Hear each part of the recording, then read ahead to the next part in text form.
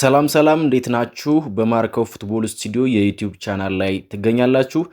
በዛሬው ዝግጅታችን እንግዲህ የማንቸስተር ዩናይትድ ዋና መሻሻሎችን በተመለከተ ከበረኛ እስከ አጥቂ ያሉ ለውጦችን እናነሳለን።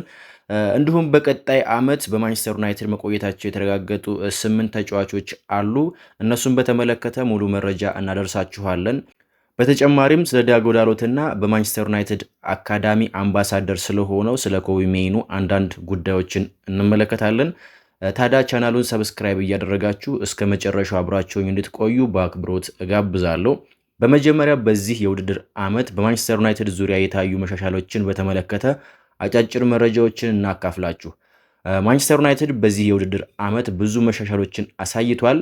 ለምሳሌ ተጫዋቾችን በማስፈረም በሜዳ ላይ እንቅስቃሴ በማጥቃት በኩል ያስመዘገበው ጥሩ ውጤት ከተሻሻለባቸው ነገሮች መካከል የሚጠቀሱት ነጥቦች ናቸው። በማንቸስተር ዩናይትድ መሻሻል ውስጥ በመጀመሪያ የሚጠቀሰው እንግዲህ የሰበሰበው ነጥብና የደረጃው ጉዳይ ነው።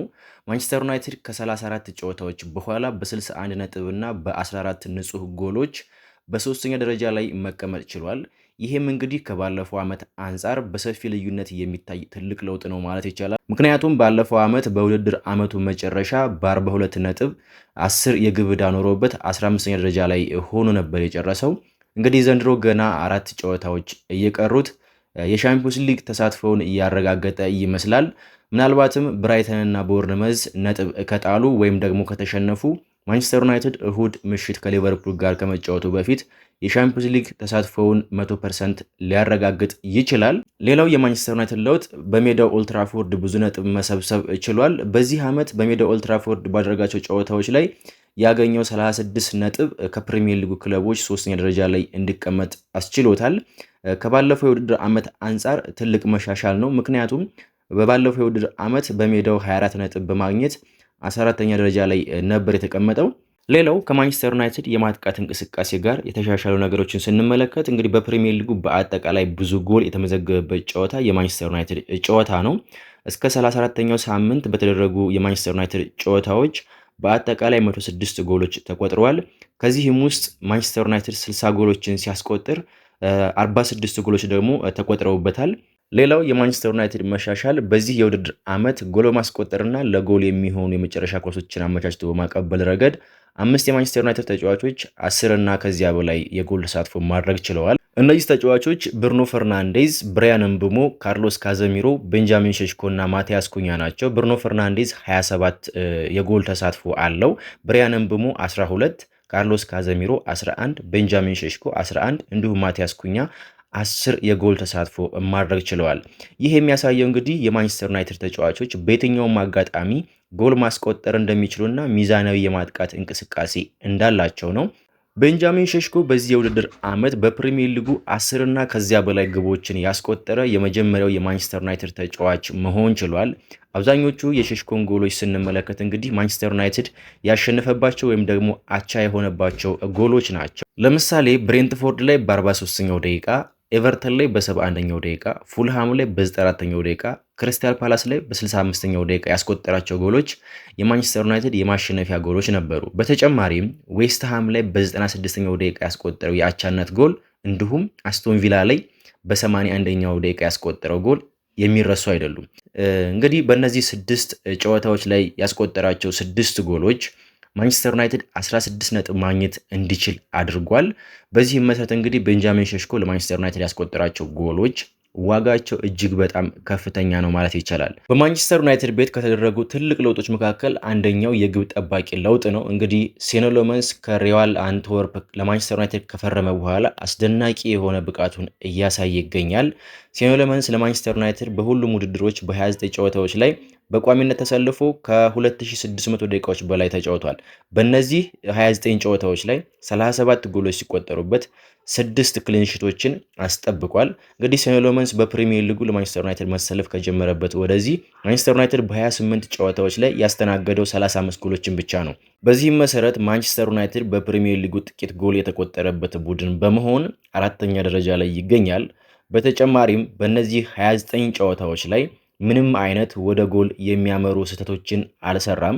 በመጀመሪያዎቹ ጨዋታዎች ላይ ሴኖ ሎመንስ ወደ 89% የሚደርስ ኳስ የማዳን አቅም ነበረው። አሁን ላይ ግን ሴቪንግ ሬቱ ወደ 66% ዝቅ ብሏል። እስካሁን ሴቭ ያደረጋቸው ኳሶች ከ69 በላይ የሚሆኑ ሲሆኑ ከነዚህም ውስጥ እንግዲህ ወደ 45 የሚደርሱት ከሳጥን ውስጥ የተሞከሩ ኳሶች ነበሩ። ሌላው የሴኖ ሎመንስ አስደናቂ ብቃት ጎል ሊሆኑ የሚችሉ ወይም ደግሞ የሚጠበቁ ኳሶችን በመከላከል ወይም ደግሞ ኤክስጂ ፕሪቨንትድ በፕሪሚየር ሊጉ ቀዳሚው ያደርገዋል።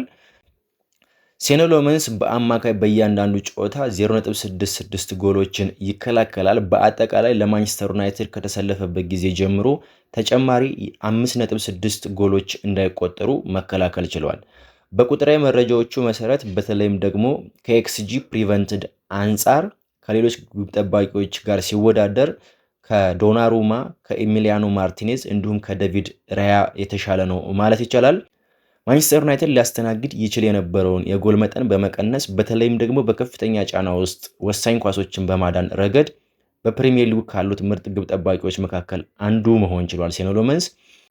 የዲያጎ ዳሎትን አስገራሚ ቁጥራዊ መረጃዎችን የምናነሳበት ሰዓት ላይ ደርሰናል። እንግዲህ ዲያጎ ዳሎት በዘንድሮ የውድድር ዓመት እያሳየ ያለው ድንቅ ብቃት ማንቸስተር ዩናይትድ ለሻምፒዮንስ ሊግ የሚያደርገውን ጉዞ በደንብ አግዟል ማለት ይቻላል።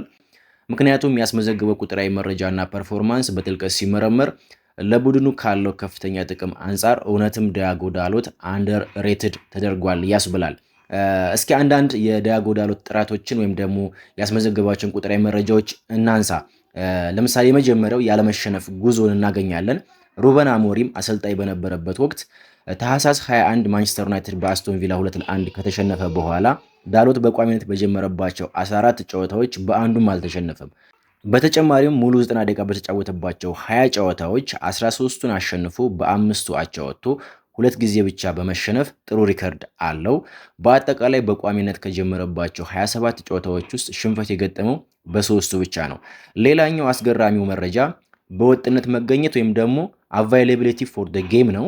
እንግዲህ በዘንድሮ የውድድር ዓመት በ34 ጨዋታዎች ላይ ከተሰለፈው ሉክ ሾው በመቀጠል ከካዘሚሮ ጋር እኩል በመሆን በ32 ጨዋታዎች ላይ ተሰልፎ በፕሪሚየር ሊጉ ብዙ ጨዋታዎችን ያደረገው ተጫዋች መሆን ችሏል። ሌላው የዲያጎ ዳሎት አስገራሚው መረጃ የወጣው ሚዛናዊነቱን በተመለከተ ነው። እንግዲህ በማይክል ካሪክ ስር በመከላከልም ሆነ በማጥቃት ረገድ ለቡድኑ ትልቅ ልምድና ሚዛን እየሰጠ ይገኛል። በማይክል ካሪክ የመጀመሪያ 11 አሰላለፍ ውስጥ በተካተተባቸው 11 ጨዋታዎች ላይ እስካሁን በአንዱም ሽንፈት አልገጠመውም። ሌላኛው የዲያጎ ዳሎት ጥራት ወይም ጥንካሬ የቡድን መንፈሱና የአእምሮ ጥንካሬው ነው። እንግዲህ ዲያጎ ዳሎት በሜዳ ውስጥ ከኳስ ጋር ካለው እንቅስቃሴ በተጨማሪ ለማንቸስተር ዩናይትድ ያለው ፍቅርና ለተጫዋቾቹ የሚያሳየው የተለየ ክብር አስደናቂ ነው። ከኤስ ሚላን የውሰት ቆይታው ከተመለሰ በኋላ በማንቸስተር ዩናይትድ ቤት 5ኛ የውድድር ዘመኑን እያሳለፈ የሚገኘው ዲያጎ ዳሎት ቀጣዩን የዓለም ዋንጫ ከሀገሩ ፖርቹጋል ጋር ከመቀላቀሉ በፊት ማንቸስተር ዩናይትድን ወደ አውሮፓ ሻምፒዮንስ ሊግ ውድድር ለመመለስ በትጋት እየሰራ ነው ማለት ይቻላል። ወደ ሌላኛው ርዕሰ ጉዳይ እንለፍ። በቀጣይ ዓመት በማንቸስተር ዩናይትድ የሚቆዩና የማይነኩ ተጫዋቾች ዝርዝር ወጥቷል ተብሏል። ይህንን ጉዳይና ሌሎች ከዝውውር ጋር የተያያዙ ወሬዎችን እንመልከታቸው። አሁን ላይ በማንቸስተር ዩናይትድ ቤት የማይነኩ ወይም ደግሞ ለሽያጭ የማይቀርቡ ተጫዋቾች ዝርዝር ይፋ ሆኗል። እነዚህ ተጫዋቾች ብሩኖ ፈርናንዴዝ፣ ማቲያስ ኩኛ፣ ቤንጃሚን ሼሽኮ፣ ብራያን ምብሞ፣ ኮቢ ሜይኖ፣ ሴነ ሎመንስ፣ አማድ ዲያሎ እና ሄቨን ናቸው ተብሏል። እንግዲህ ብሩኖ ፈርናንዴዝን በተመለከተ እንደምናስታውሰው ከሪዮ ፈርናንድ ጋር በነበረው ቆይታ የማንቸስተር ዩናይትድ ሰዎች ባለፈው ዓመት ሊሸጡ ነበር፣ ነገር ግን በሩበን አሞሪም ጥያቄ መሰረት ነው የቆየሁት ማለቱ ይታወቃል። በዚህ ጉዳይ ላይም እንግዲህ ቅሬታ እንደነበረው መግለጹ እናስታውሳለን። ታዲያ ብሩኖ ፈርናንዴዝ በዚህ ዓመት ባሳየው የላቀ ፐርፎርማንስ እና ያንን አስተያየት ከሰጠ በኋላ ማንቸስተር ዩናይትድ ብሩኖን ለማቆየት ይፈልጋል የሚል በርካታ መረጃ ተሰምቷል።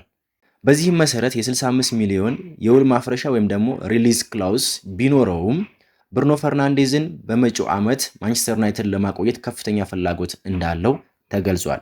ይሁን እንጂ ብሩኖ ፈርናንዴዝ ስለ ክለቡ የቀጣይ ግቦችና ስኬቶች ማረጋገጫ እንደሚፈልግ ዘቴሌግራፍ አስነብቧል። ዘቴሌግራፍ እንዳስነብበው ከሆነ ብሩኖ ፈርናንዴዝ የፕሪሚየር ሊግ እና የሻምፒዮንስ ሊግ ዋንጫዎችን የማሸነፍ ከፍተኛ ፍላጎት አለው ብሏል። በዚህም መሰረት እንግዲህ የማንቸስተር ዩናይትድ ቀጣይ እቅድ ለብሩኖ የተሻለ ድጋፍ ለመስጠትና ይበልጥ ውጤታማ ለመሆን የአማካይ ክፍሉም ሙሉ በሙሉ ለመገንባት ትኩረት እንደሚሰጥም ተገልጿል። ከዚህ ጋር ተያይዞ እንግዲህ ካርሎስ ካዘሚሮ በውድድር ዓመቱ መጨረሻ ዩናይትድን እንደሚለቅ ስለተረጋገጠ እንዲሁም በማኑኤል ኡጋርቴ ቆይታ ላይ ጥርጣሬዎች በመኖራቸው ማንቸስተር ዩናይትድ ሁለትና ከዚያ በላይ አማካዮችን ሊያስፈርም እንደሚችል ተጠቅሷል። ስለዚህ የመሃል ክፍሉን ለማጠናከር እንደ ኤሌት አንደርሰን፣ ሳንድሮ ቶናሊ፣ አሮዋን ሸዋሚኒ እና ካርሎስ ካሌባ ያሉ ተጫዋቾች የማንቸስተር ዩናይትድ ዋነኛ ኢላማዎች መሆናቸው በተደጋጋሚ እየተነገረ ይገኛል። በመጨረሻም የማንቸስተር ዩናይትድ አካዳሚ አምባሳደር ስለሆነው ስለ ኮቢ ሜኑ እናውራ። እንግዲህ በትክክል ወሩን ባላስታውሰውም ዲያጎ ዳሎት በአንድ ቃለመጠይቅ ፕሮግራሙ ላይ የማንቸስተር ዩናይትድ የወደፊት አምበል ማን ሊሆን ይችላል ተብሎ ተጠይቆ ነበር። ዳሎትም ምንም ሳያቅማማ ኮቢ ሜኑ ብሎ መልሶ ነበር። ታዲያ አብዛኛው ሰው የዳሎትን ምላሽ እንደ ቀልድ ወይም ደግሞ እንደ ፌዝ ነበር የቆጠረው። ምክንያቱም በዚያን ጊዜ በሩበን አሞሪም ሲስተም ምክንያት ኮቢ ሜኑ የጨዋታ እድል ስላላገኘ ከማንቸስተር ዩናይትድ ሊለቅ ነው ተብሎ በሰፊው የተነገረበት ጊዜ ነበር። አሁን ላይ ኮቢ ሜኑ በማንቸስተር ዩናይትድ የሚያቆየውን የረጅም ጊዜ ኮንትራት ፈርሟል። ኮቢ ሜኑ እስከ 2031 ድረስ በማንቸስተር ዩናይትድ እንደሚቆይ አዲስ ኮንትራት መፈረሙን በትናንትናው ዕለት ተገልጿል። እንግዲህ የአምበልነቱንም ጉዳይ ደግሞ ከብሩኖ ፈርናንዴዝ እየተማረ ይቀጥላል ብለን ተስፋ እናደርጋለን። በዛሬው ዝግጅታችን ያነሳናቸው ነጥቦች ይህንን ይመስላሉ። በሌላ ፕሮግራም እስከምንገናኝ ቸር ሰንብቱ። መልካም ጊዜ።